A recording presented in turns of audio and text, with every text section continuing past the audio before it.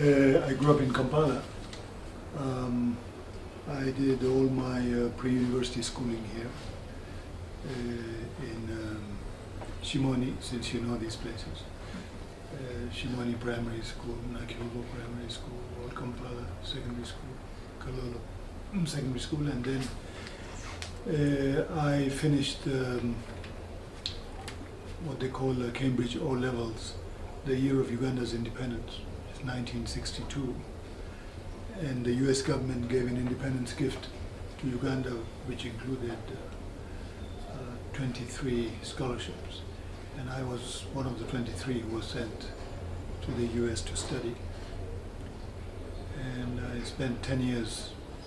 I did, BA, MA, PhD, and then I came back here, 1972, which was the year of the Asian expulsion, means expulsion of people of South Asian origin.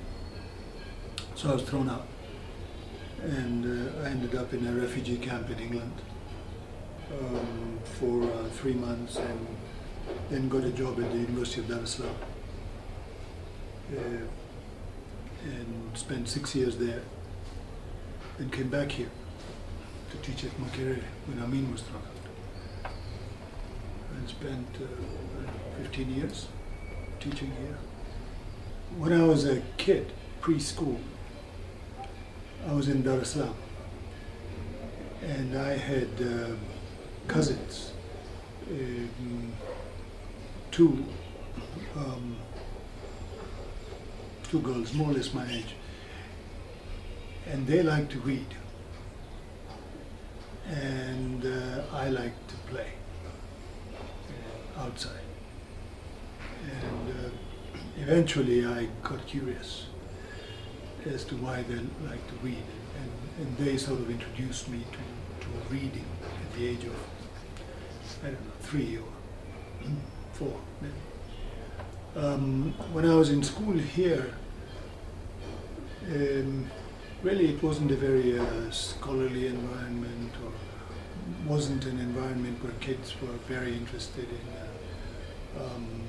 sort of reading, especially reading about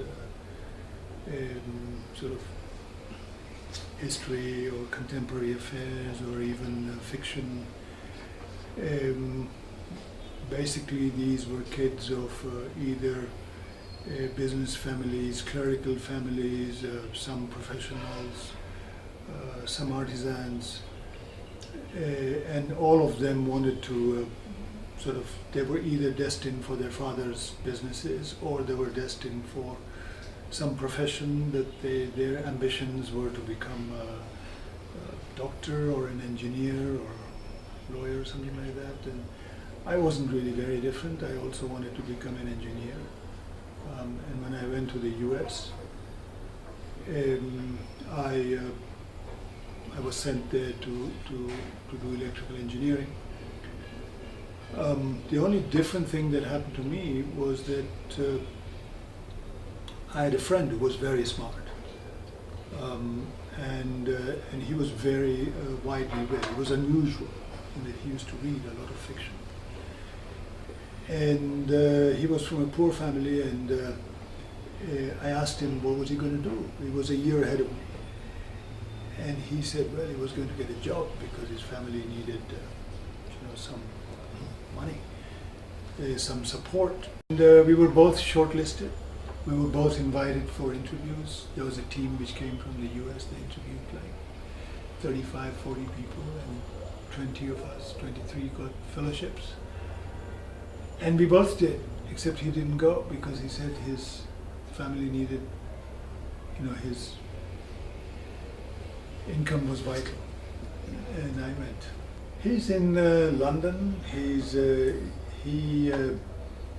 took a long distance course in accounts, and he became an accountant. And he does accounts from his home in London.